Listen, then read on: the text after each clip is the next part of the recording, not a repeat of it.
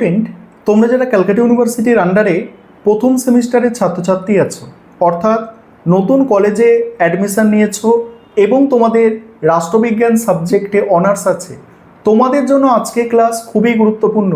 আজকে ক্লাসে তোমাদের সিলেবাস এবং 100% কমনযোগ্য সাজেশন নিয়ে আলোচনা করব। তার আগে তোমাদের কোয়েশ্চেন প্যাটার্নটা একটু বলে দিই। তোমাদের প্রথম সেমিস্টারে পলিটিক্যাল সায়েন্স অনার্সে দুটো পেপার পড়তে হবে। একটি পেপার কোড হচ্ছে DSCC1, আরেকটি হচ্ছে SEC1। আজকে ক্লাসে তোমাদের DSCC1 এই পেপারটার সাজেশন সিলেবাস নিয়ে আলোচনা করব। পেপারটা তোমাদের 75 নম্বরের পরীক্ষা হবে, লিখিত পরীক্ষা। সেখানে 3 ধরনের প্রশ্ন থাকবে। 20 নম্বরের প্রশ্ন দুটো অ্যান্সার করতে হবে, 10 নম্বরের প্রশ্ন দুটো অ্যান্সার করতে হবে এবং 5 নম্বরের প্রশ্ন 3টে অ্যান্সার করতে হবে। এবং আরেকটি যে এসএসসি পেপার, সেটা 50 নম্বরের পরীক্ষা হয়, সেখানে 20 নম্বরের প্রশ্ন দুটো অ্যান্সার করতে হয় এবং 2 নম্বরের 5টা এসএকিউ অর্থাৎ মানে শর্ট প্রশ্ন তোমাদের কিন্তু থাকে।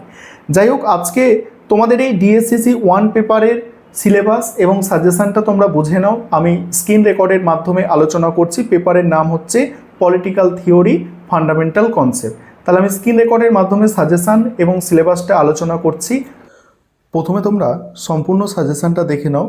তোমাদের DSCC1 পেপারের নাম হচ্ছে পলিটিক্যাল থিওরি ফান্ডামেন্টাল কনসেপ্ট এবং আজকে ক্লাসে তোমাদের যে প্রশ্নের উত্তরটা নিয়ে আমি আলোচনা করব, এই দ্বিতীয় যে প্রশ্নটা আছে, ওয়েস্টফেলীয় যুগ থেকে একবিংশ শতক পর্যন্ত বা একবিংশ শতক অবধি সার্বভৌমত্বের ধারণার বিবর্তন, এটা তোমাদের 2024 সালে একবার পরীক্ষায় এসেছে, তোমাদের জন্য খুবই গুরুত্বপূর্ণ।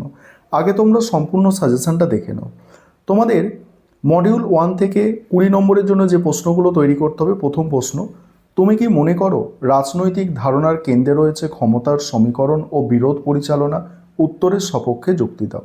পরের প্রশ্ন, ওয়েস্টফেলীয় যুগ থেকে একবিংশ শতক অবধি সার্বভৌমত্বের ধারণার বিবর্তন আলোচনা করো। পরের প্রশ্ন আছে, পরের প্রশ্ন, রাষ্ট্রের উদারবাদী ধারণা বিশ্লেষণ করো। নেক্সট আছে, আইনের উৎসগুলি ব্যাখ্যা করো। এর সঙ্গেই একটি রাজনৈতিক ব্যবস্থায় আইন কেন রাজনৈতিক গুরুত্ব সম্পন্ন ধারণা তা বিশ্লেষণ করে আইন ও মুক্তি, মুক্তি মানে মনে রাখবে স্বাধীনতা, আইন ও মুক্তির সম্পর্কটি আলোচনা করো। বা প্রশ্নটা ঘুরিয়ে আসতে পারে, আইন ও স্বাধীনতার মধ্যে সম্পর্ক আলোচনা করো। এগুলো সব প্রিভিয়াস ইয়ার্সের প্রশ্ন থেকে তোলা। এই মুক্তি এই মানে ভাষাটা ব্যবহার করেই প্রিভিয়াস ইয়ার্সে প্রশ্ন কিন্তু এসেছে। তারপরে পরের প্রশ্ন হচ্ছে, সার্বভৌমিকতার বহুত্ববাদী তত্ত্বটি আলোচনা করো। এই প্রশ্নটা আবার ঘুরিয়ে আসতে পারে, সার্বভৌমিকতা সম্পর্কিত একত্ববাদী ও বহুত্ববাদী ধারণার তুলনামূলক আলোচনা। সেক্ষেত্রে কিভাবে লিখতে হবে, বহুত্ববাদী তত্ত্ব আলোচনা করছো এবং বহুত্ববাদটা আসলে কি জানো, একত্ববাদের বিপরীত ধারণা, ঠিক আছে। এবং বহুত্ববাদের যখন সমালোচনাটা আমরা করব, তখন একত্ববাদীদের বক্তব্যটাই কিন্তু আমরা সেখানে বেশি করে রাখবো। তাই এই প্রশ্নের উত্তরটা লিখলে দুটো প্রশ্নের উত্তর আসলে তৈরি হয়ে যাচ্ছে। পরের প্রশ্ন আছে কি, পরের প্রশ্ন আছে, রাষ্ট্রের মূল উপাদানগুলি কি কি? রাষ্ট্রের মূল উপাদানগুলি কি কি? আর এর সঙ্গেই আছে জাতি ও রাষ্ট্রের মধ্যে বা রাষ্ট্র ও জাতির মধ্যে পার্থক্য। তারপরে সার্বভৌমিকতার একত্ববাদী তত্ত্বটি ব্যাখ্যা করো। রাষ্ট্রের ধারণাটির বিবর্তনের ওপর একটি টিকা লেখো। এবার মডিউল 2 থেকে দেখো যেগুলো করতে হবে তোমাদের। যে প্রথম প্রশ্ন 2024-এ এসেছে, নানাবিধ ত্রুটি ও সীমাবদ্ধতার সত্ত্বেও কর্তৃত্ববাদের কিছু নির্দিষ্ট সুবিধা আছে। কর্তৃত্ববাদের বৈশিষ্ট্য সমূহের পরিপ্রেক্ষিতে বিবৃত করো।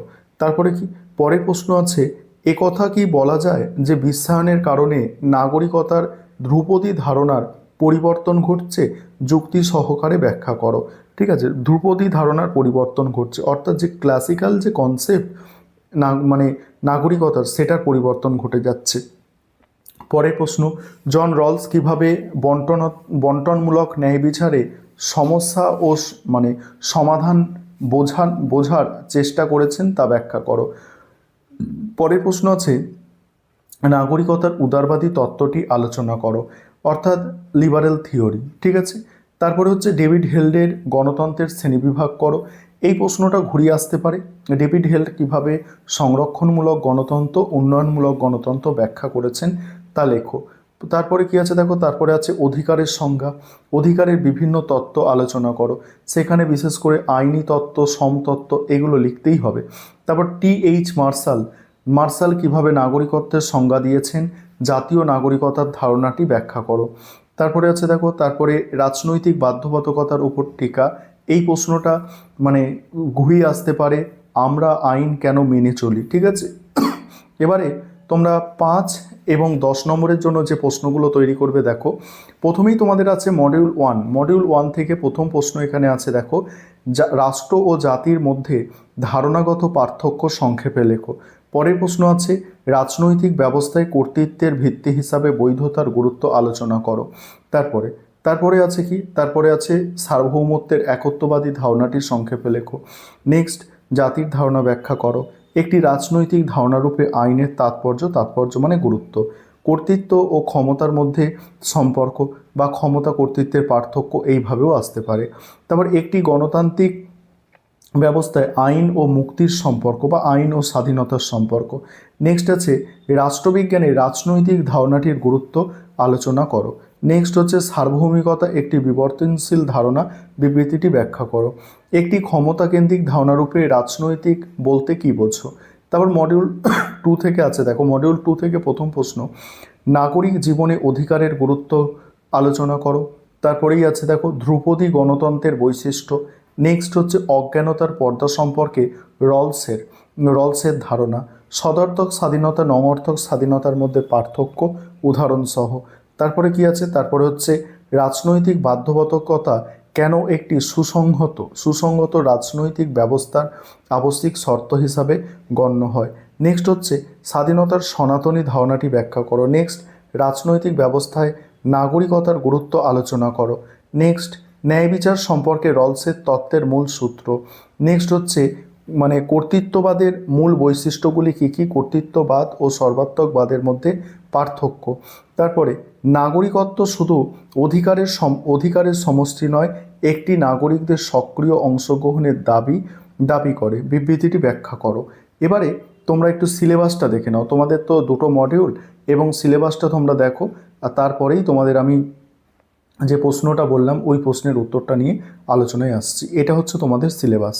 আর আবারও বলছি, তোমরা যদি কেউ পেড ব্যাচে অ্যাডমিশন নিতে ইচ্ছুক থাকো অবশ্যই আমাদের সঙ্গে যোগাযোগ করবে স্ক্রিনে দেওয়া নম্বরে। এবারে তোমরা গুরুত্বপূর্ণ একটি প্রশ্নের উত্তর দেখে নাও।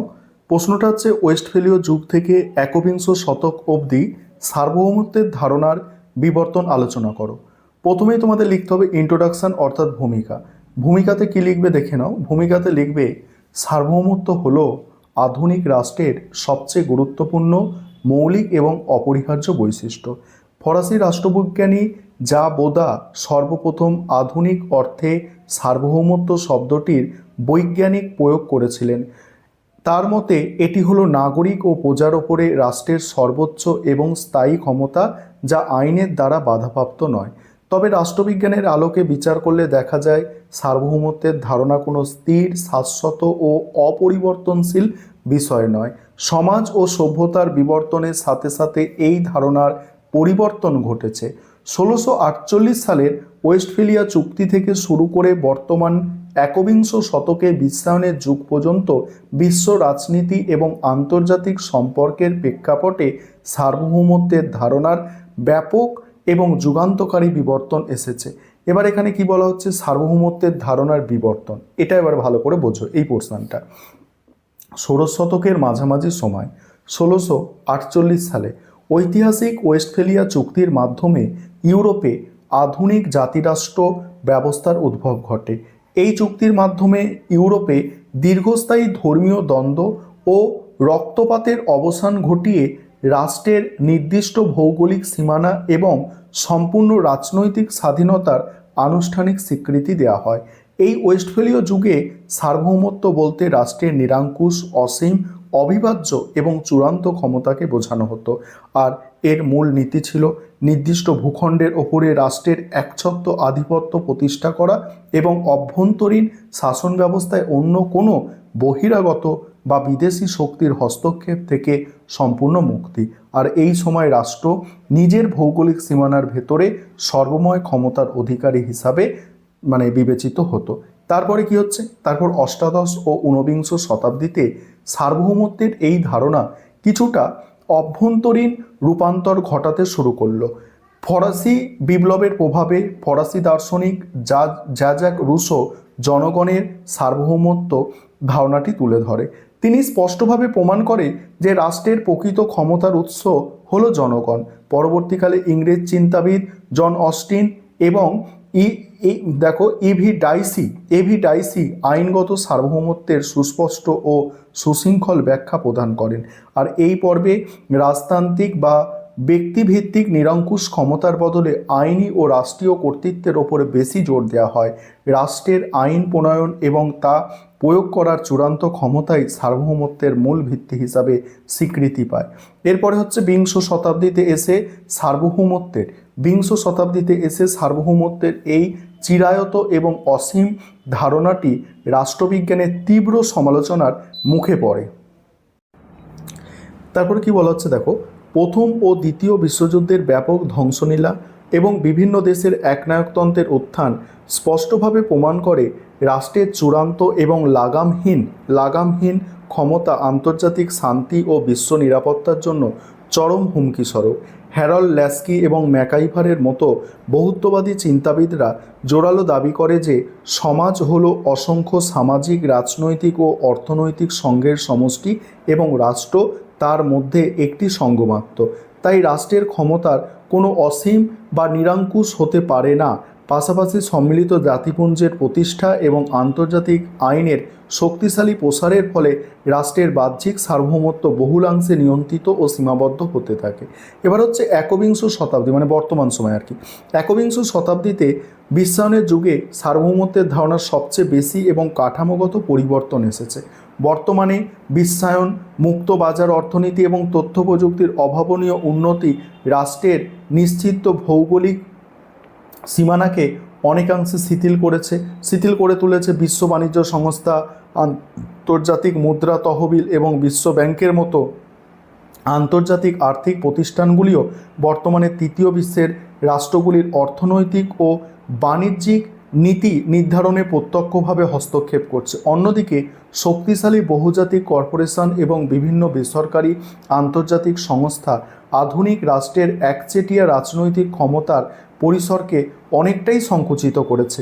এছাড়া জলবায়ুর পরিবর্তন, সন্ত্রাসবাদ দমন, বিশ্বব্যাপী পরিবেশগত সংকটের মোকাবিলায় বিভিন্ন আন্তর্জাতিক চুক্তি আধুনিক রাষ্ট্রকে মেনে চলতে হয়।